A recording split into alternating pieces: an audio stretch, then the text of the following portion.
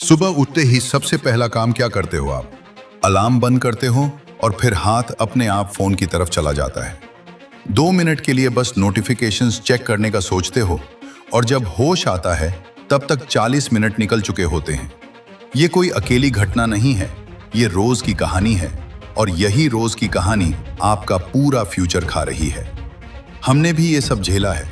एक टाइम था जब हम भी सुबह उठकर सबसे पहले इंस्टाग्राम खोलते थे। रात को सोने से पहले आखिरी काम रील्स देखना होता था और बीच में जितना भी टाइम मिलता फोन में ही चला जाता था। और सच बताएं तो उस टाइम हमें एहसास तक नहीं था कि हम अपने हाथों से अपना खुद का फ्यूचर बर्बाद कर रहे हैं। फिर एक दिन हमने अपनी स्क्रीन टाइम रिपोर्ट देखी और वो नंबर देखकर हम खुद हिल गए। उसी दिन से हमने डिसाइड किया कि अब बस बहुत हो गया और हमने अपनी लाइफ में कुछ ऐसे चेंजेस किए जिन्होंने हमारा पूरा गेम पलट दिया।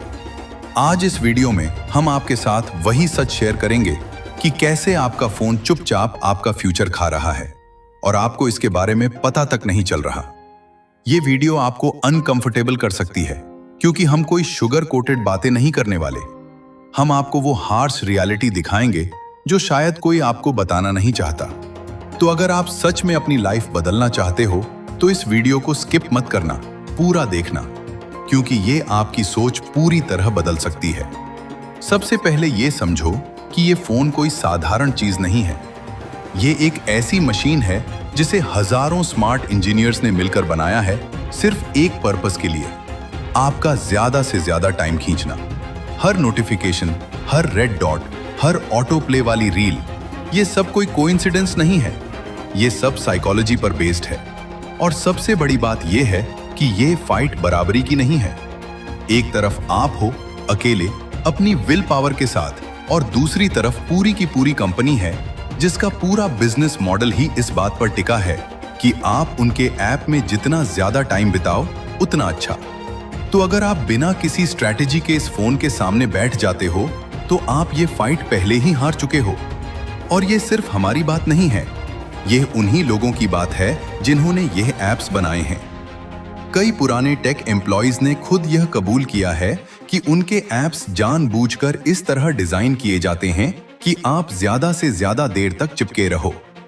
यह कोई एक्सीडेंट नहीं, यह एक पूरी इंडस्ट्री है जो आपके टाइम पर चलती है। और जब तक आप इस बात को अच्छे से समझ नहीं लोगे तब तक आप इस गेम में हारते ही रहोगे। अब बात करते हैं उन असली नुकसान की जो यह फोन आपकी लाइफ को दे रहा है और ज्यादातर लोगों को इनका अंदाजा तक नहीं है। पहला नुकसान है आपका फोकस। पहले के जमाने में लोग घंटों एक ही काम पर बैठ सकते थे। आज हालत यह है कि हम 2 मिनट भी बिना फोन चेक किए नहीं बैठ पाते। और ये कोई छोटी बात नहीं है। दुनिया के हर सक्सेसफुल इंसान में एक चीज कॉमन है, डीप फोकस की एबिलिटी। अगर आपका दिमाग हर 15 मिनट में फोन की तरफ भागता है तो आप कभी भी कोई बड़ा काम पूरी कंसंट्रेशन से नहीं कर पाओगे। और बिना फोकस के कोई भी बड़ा गोल, कोई भी बड़ा सपना सिर्फ सपना ही रह जाता है। दूसरा नुकसान है आपका टाइम।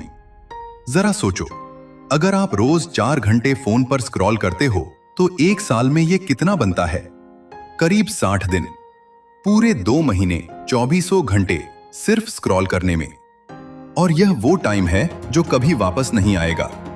यह वो टाइम है जिसमें आप एक नई स्किल सीख सकते थे, एक नया बिजनेस शुरू कर सकते थे, कोई किताब पढ़ सकते थे जो आपकी सोच बदल देती। पर इसकी जगह वो टाइम चला गया किसी और की एंगेजमेंट बढ़ाने में।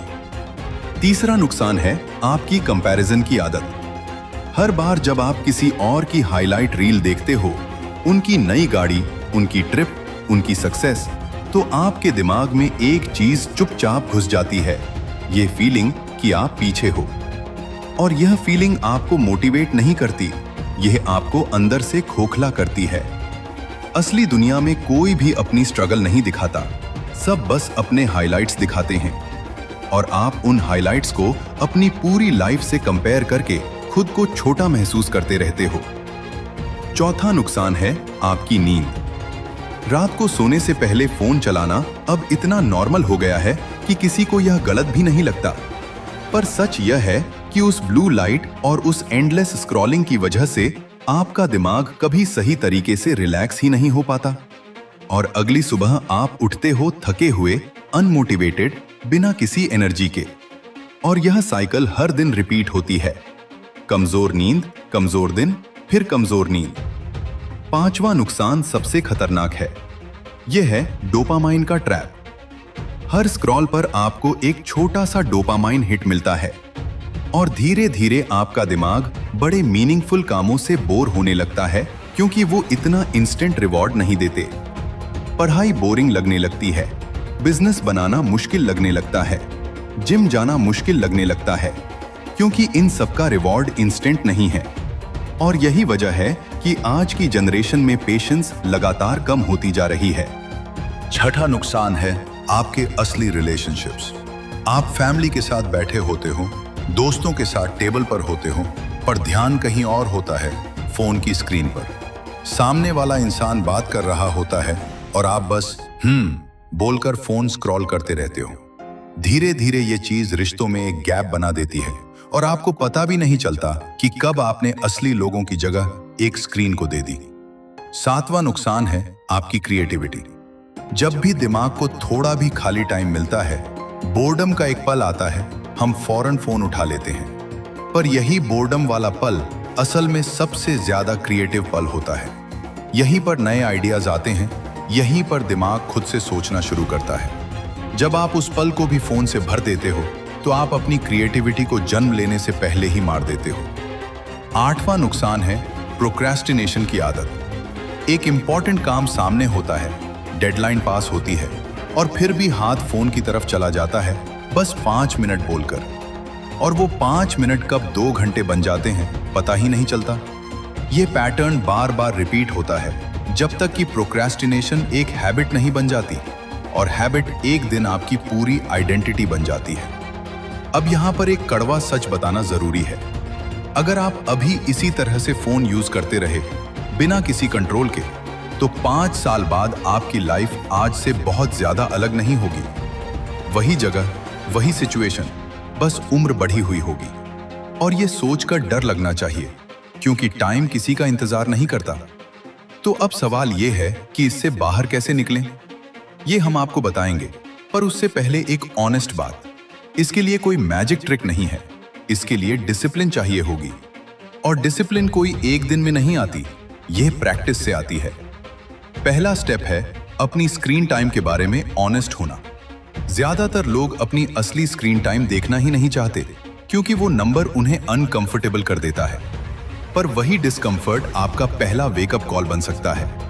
एक बार खुद अपनी सेटिंग्स में जाकर देखो कि आप रोज कितने घंटे फोन पर देते हो।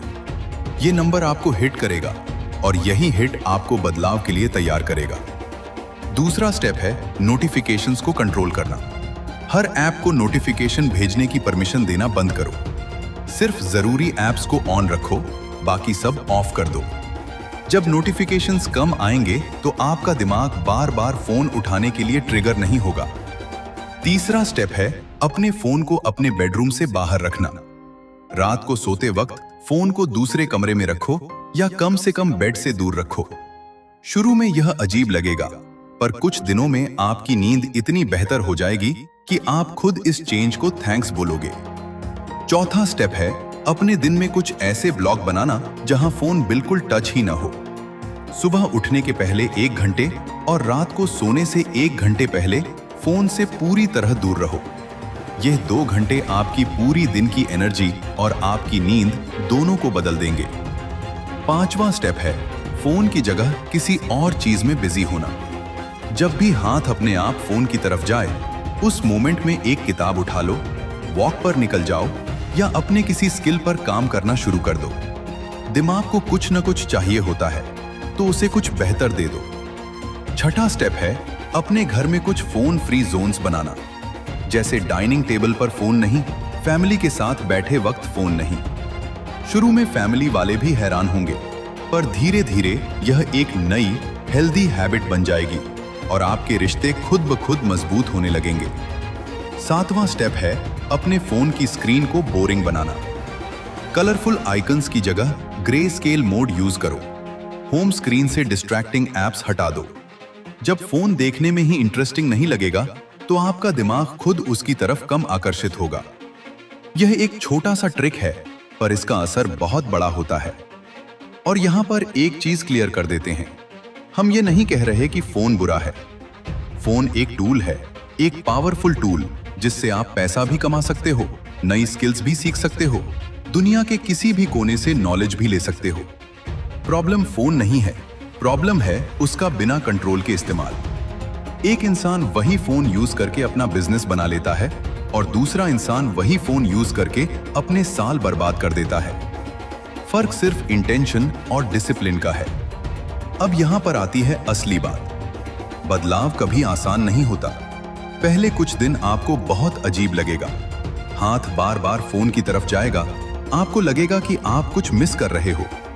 पर सच ये है कि आप कुछ मिस नहीं कर रहे, आप अपनी लाइफ वापस ले रहे हो। और जो लोग यह डिस्कम्फर्ट झेलने के लिए रेडी होते हैं, वही लोग आगे निकलते हैं।